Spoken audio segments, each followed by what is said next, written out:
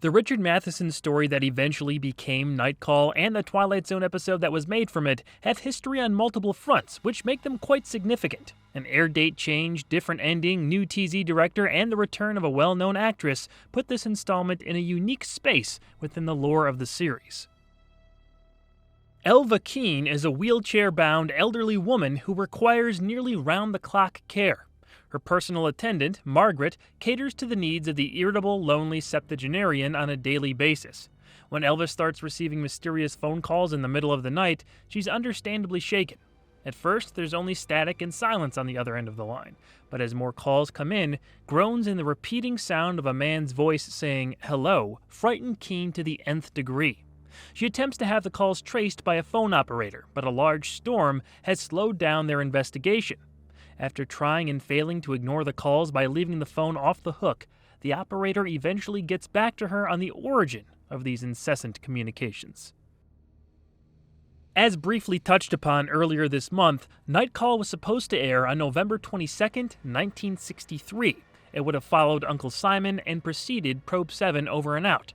A pivotal moment in U.S. history, 11/22/63, was the day President John F. Kennedy was assassinated in Dallas, Texas. All network television programs were preempted by news coverage of this historic event, including The Twilight Zone. Nightcall finally debuted on February 7th the following year. On my complete series Blu-ray collection, the episodes are laid out in airing order, but on some streaming platforms, Nightcall is placed in its originally intended spot after Uncle Simon. Interestingly, the 1980s Twilight Zone had an episode called Profile in Silver that followed the main character trying to stop Kennedy's assassination. In that alternate timeline, he succeeds, and on the evening of November 22, 1963, Nightcall airs as originally planned. At Richard Matheson's request, film director Jacques Tourneur was brought on board. There was initial reluctance to Matheson's suggestion, citing that Tourneur would take up too much time shooting since he was used to directing features. In practice, Tourneur ended up completing principal photography in a possible record 28 hours across only 2 days of shooting. Most Zone productions lasted a full 3 days. The director's approach was simple and stylistic, creating cinematic visuals that told our story with long bouts of silence and tension. Hello. Hello. Hello. Not seeing our ethereal antagonist built up the image in our minds of what he could look like and what was really happening on the other end of these conversations. Who's on the line? Who is it? The moaning and manner of speech definitely sound like the most cliché rendition of a ghost, but it's still creepy because of how it's terrorizing this lady. Gladys Cooper's performance carries the episode, as her reactions have to sell the entire situation. Unsurprisingly, she nailed it. Where are you? I want to talk to you. Leave me alone! Nightcall was Cooper's final trip through the zone after memorable appearances in Season 3's Nothing in the Dark and Season 4's Passage on the Lady Anne. It was great just seeing her in the lead role one more time.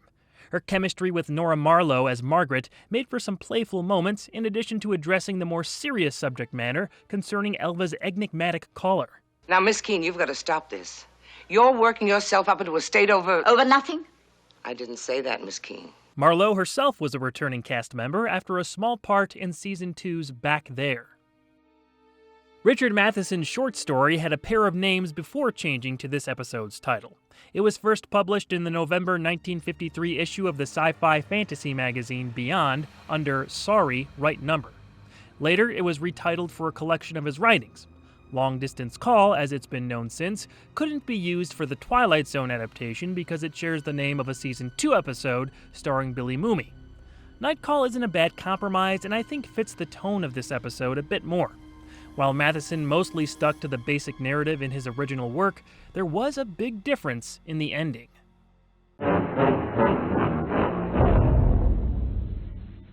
The voice coming through Elva's receiver starts to form more words, saying it needs to talk to her. Eventually, the phone operator is able to discover that the calls are originating from a downed power line near the local cemetery.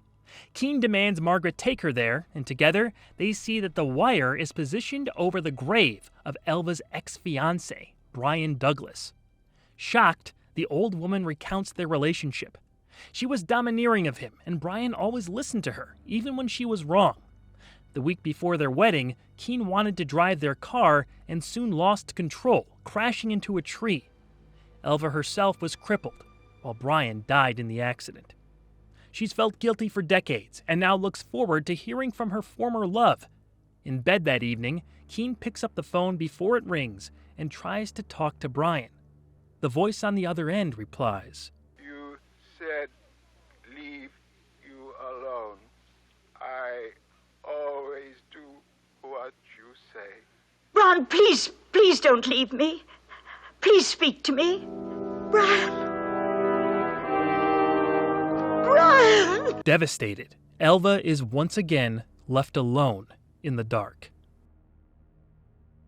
A frightening situation morphing into a sad character piece was indeed a substantial alteration from Matheson's long-distance call story.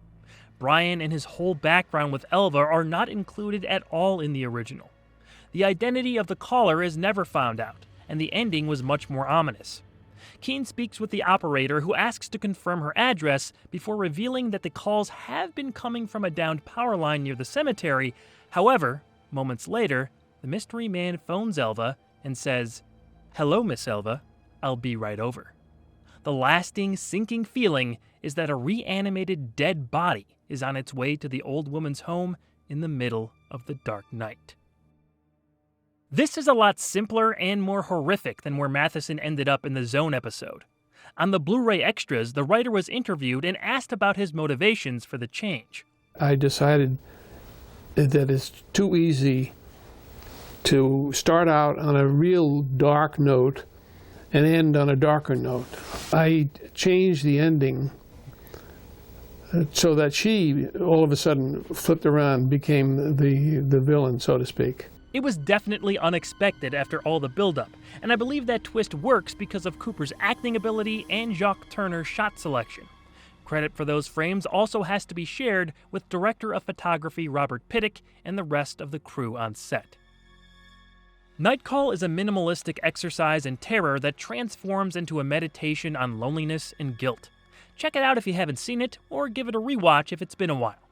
The next time your phone rings in the middle of the night, pick it up and listen closely. Hopefully, all that weird moaning is just, from the Twilight Zone. Hello? Oh, What?